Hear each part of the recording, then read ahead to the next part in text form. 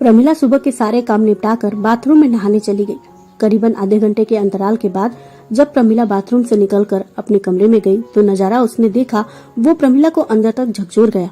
जो भी उसने देखा उसे अपने मुख से बयान करना जितना कठिन था, उतना ही कठिन उस बात के उजागर होने के बाद जो परिणाम होता उसे सोचकर भी उसका दिल बैठा जा रहा था। उसे याद आ रहा था वो समय जब 4 साल पहले वह ब्याह कर इस घर में आई थी। उसे बहुत ही खुशी मिली थी एक ऐसे परिवार में कदम रखने की जिसमें सास ससुर, जेठ जेठानी, 4 साल का भतीजा और प्यार करने वाले पति थे। इस परिवार में अब उसे अपना पूरा जीवन बिताना था। उसके सास ससुर ने पहले से उनके रहने और खाने की सारी व्यवस्था कर रखी थी। दोनों ही भाइयों के लिए 2-2 कमरे और रसोई घर तक अलग कर रखा था। बस अपना कमाओ और अपना खाओ। उसके ससुर गिरीश जी एक रिटायर्ड सरकारी कर्मचारी थे जिन्हें करीबन 40,000 मासिक पेंशन मिल रहा था। महीने दर महीने वे अपने पेंशन का आधा हिस्सा किसी एक परिवार को दे देते और बिना किसी तकलीफ के उनका महीना गुजर जाता। फिर महीने बाद दूसरे की बारी आती। बाकी बची रकम से वे मनचाहे तरीके से अपने और औरों पर खर्च करते या बचाते। गिरीश जी ने एक अजीब सा नियम बना रखा था, लेकिन जो भी हो घर में एक शांति सी बनी रहती थी। शुरुआती दिनों में प्रमिला को सब कुछ अच्छा लगा, लेकिन ज्यों-ज्यों समय बीतने लगा उसकी जेठानी का रवैया नजर आने लगा। उसकी शादी के कुछ ही महीनों बाद उसकी जेठानी गोमती देवी का व्यवहार उसके प्रति बदलने लगा। उसके बदलते रवैये का एक कारण यह भी हो सकता था कि उसके देवर अशोक की शादी के पहले हर महीने 20,000 की रकम उसके हाथ में ही आती थी, लेकिन अब अशोक की शादी के बाद हर एक महीने के बाद 20,000 का नुकसान हो रहा था। शादी के इन 4 सालों में प्रमिला ने गौर किया कि गोमती देवी हर छोटी छोटी बातों पर उससे झगड़ जाती। क्या मजाल कि वह उसके बेटे दीपक को किसी भी गलती के लिए डांट दे, भले ही गलती दीपक की ही क्यों न हो। पूरे घर में महाभारत सा युद्ध छिड़ जाता। आज भी गलती उसके बेटे दीपक की ही थी। गलती भी कोई ऐसी वैसी नहीं कि उसे टाला जा सके, लेकिन वह कहे भी तो किससे, यही सोचकर उसके पांव तले जमीन खिसकती जा रही थी। कहने को तो वो किसी से भी कह दे, लेकिन ये सोचकर उसका दिल बैठा जा रहा था कि जब यह बात दीपक की माँ गोमती देवी को पता चलेगा तब क्या होगा। किसी की इतनी मजाल जो दीपक के खिलाफ कोई एक शब्द भी बोल दे, उसकी जुबान नोच कर निकाल लेने वाली औरत थी गोमती देवी। फिर भी समय अपने स्वभाव के अनुसार बीत ही गया, क्योंकि समय चाहे दुख का हो या सुख का, बस बीत ही जाता है। शाम होते ही अशोक और उसके जेठ भास्कर जी अपने अपने काम से वापस लौटे। घर के सभी लोग खा पीकर अपने अपने कमरे में सिमट गए। जहाँ एक तरफ पूरे घर में पूरी तरह शांति फैल गई थी, वहीं दूसरी तरफ प्रमिला के मन में शांति का नामो निशान भी नहीं था। उसे उस वक्त की शांति एक भयंकर तूफान के पहले वाली शांति की तरह लग रही थी। इसके बावजूद भी उसे किसी से तो बात करनी ही थी। उसने इस बात के लिए अपने पति को चुना। उसने सोचा इस बात को सिवा पति के अलावे किसी और से कहना खतरे से खाली नहीं है। कल को कुछ ऊंच नीच हो गई तो ऐसे में मेरे पति का साथ होना ज्यादा जरूरी है। आखिर ये बात न सिर्फ मेरी बेटी की जिंदगी से जुड़ी है, बल्कि उस 8 साल के बच्चे की जिंदगी से भी जुड़ी है। भले ही वो मेरे जेठ जी की संतान है, लेकिन इसमें उस बच्चे की क्या गलती। उसने देखा उसका पति गहरी नींद में था। उसने बहुत हिम्मत करके अशोक को जगाया। झल्लाते हुए अशोक ने कहा, क्या हुआ, मुझे क्यों उठा दिया? अभी तो सुबह होने में बहुत समय बाकी है। प्रमिला ने कहा, बात ही कुछ ऐसी है, इसलिए मुझे आपको इस तरह जगाना पड़ा। अगर मैंने आपसे अभी बात नहीं की तो फिर आपसे बात करने का मौका नहीं मिल पाएगा। अशोक ने उसकी व्यग्रता को देखकर कहा, ठीक है, जो भी कहना है जल्दी कहो, मुझे बहुत जोरों की नींद आ रही है। कल सुबह मुझे ऑफिस भी जाना है। प्रमिला ने जब सुबह की घटना का वर्णन किया तो अशोक के होश ही उड़ गए। उसकी नींद हवा हो चुकी थी। उसने प्रमिला को झिड़कते हुए बोला, क्या तुम भी ऐसी बातें कर रही हो? तुम्हें जरूर कोई गलतफहमी हुई होगी। तुम्हारे इस बात पर मैं तो क्या, कोई भी विश्वास नहीं करेगा।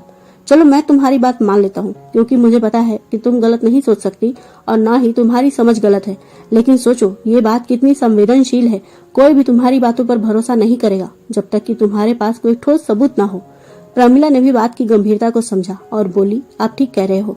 होने को तो यह भी हो सकता है कि दीपक की ये हरकत सिर्फ उसकी कोई जिज्ञासा या फिर कोई इत्तेफाक हो। अगर उसने फिर से यही हरकत दोहराई तो फिर यह एक बहुत गंभीर बात है। अगली सुबह सभी ने सामान्य रूप से अपने अपने काम किए। घर के बाहर जाने वाले लोग बाहर चले गए और घर के लोग भी अपना रोजमर्रा के काम निपटाकर अपने अपने कमरे में आराम करने चले गए। पिछले दिन की तरह प्रमिला फिर से नहाने चली गई और इस बार उसने अपने मोबाइल का वीडियो रिकॉर्डिंग ऑन करके मोबाइल को ऐसे जगह पर रख दिया जहां से दीपक की सारी हरकत रिकॉर्ड हो जाए। शाम को जब अशोक ऑफिस से घर आया तो काफी बेचैन सा था।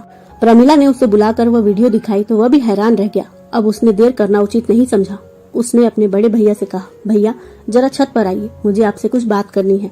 भास्कर छत पर पहुंचा तो दीपक ने उसे भी वह वीडियो दिखा दी। वह वीडियो देखते ही भास्कर भी परेशान हो गया। उसके माथे से पसीना टपकने लगा। वीडियो में साफ साफ दिखाई दे रहा था कि दीपक प्रमिला की नन्ही सी बेटी को गलत तरीके से छूने की कोशिश कर रहा था। यह देखकर भास्कर हैरान परेशान हो गया। उसने धीरे से कहा, पता नहीं दीपक को यह गंदी आदत कहाँ से लग गई। मैं उसे समझाने की कोशिश करता हूँ, तुम यह बात किसी और से मत कहना।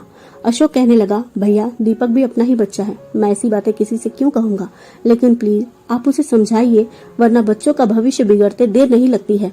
एक बार गलत आदतें बच्चों पर शिकंजा कस लेती है ना, तो फिर बच्चों को भटकने में समय नहीं लगता। भास्कर भी परिस्थिति की गंभीरता को समझ रहा था। वह दीपक के पास गया। दीपक उस समय अपने खिलौने से खेल रहा था। भास्कर जाकर उसके साथ ही बैठकर खेलने लगा।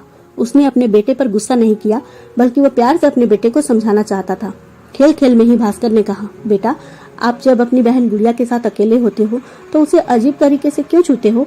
यह सुनकर दीपक सहज भाव से बोला, पापा जैसे आप और मम्मी एक दूसरे के साथ प्यार से खेलते हैं, वैसे ही मैं भी उसके साथ खेलने की कोशिश करता हूँ। यह सुनकर भास्कर सन्न सा रह गया।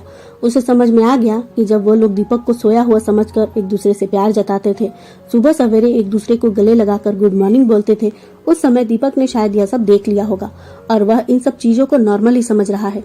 उसे खुद पर बहुत शर्मिंदगी महसूस हुई। वो उसे समझाते हुए बोला, बेटा शायद आपको कोई गलतफहमी हुई है, ऐसे प्यार थोड़ी न जताया जाता है। आपको अगर गुड़िया पर प्यार आता है तो आप उसे कोई गाना गाकर सुना सकते हो, उसका ध्यान रख सकते हो कि उसे कहीं चोट न लगे, उसे गिरने से बचा सकते हो, उसे अच्छी अच्छी चीजें सिखा सकते हो, उसके साथ खूब सारी बातें कर सकते हो और अपने खिलौने शेयर कर सकते हो।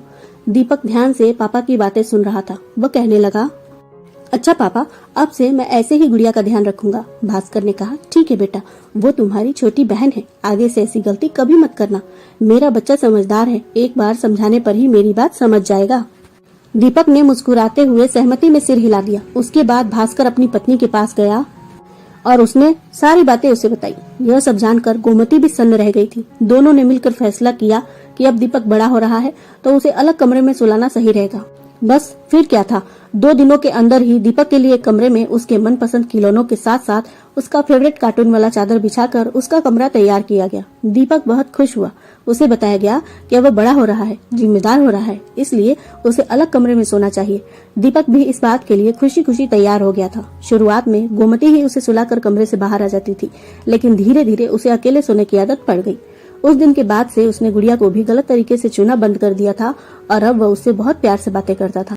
गोमती ने भी अपने स्वभाव को किनारे करके बच्चे के भविष्य के लिए घर में अच्छा माहौल बनाकर रहना शुरू कर दिया था और अपने बेटे पर भी वह ज्यादा ध्यान देने लगी थी। अब जाकर प्रमिला ने राहत की सांस ली कि उसकी बच्ची तो सुरक्षित थी ही, इसके साथ ही दीपक का भविष्य भी चौपट होने से भी बच गया था। दोस्तों, जब घर परिवार में ऐसी बातें हो जाती है तो माता पिता बौखला जाते हैं और घबराहट में वो कोई गलती कर जाते हैं, लेकिन अगर ठंडे दिमाग से समस्या के बारे में सोचकर उसका समाधान निकाला जाए तो सब कुछ शांति से संभव हो सकता है। तो दोस्तों, आप इस कहानी को शेयर करिए ताकि ज्यादा से ज्यादा लोग सावधान हो सके, और अगर आपको ये कहानी पसंद आई हो तो चैनल को सब्सक्राइब जरूर कर लीजिएगा। धन्यवाद।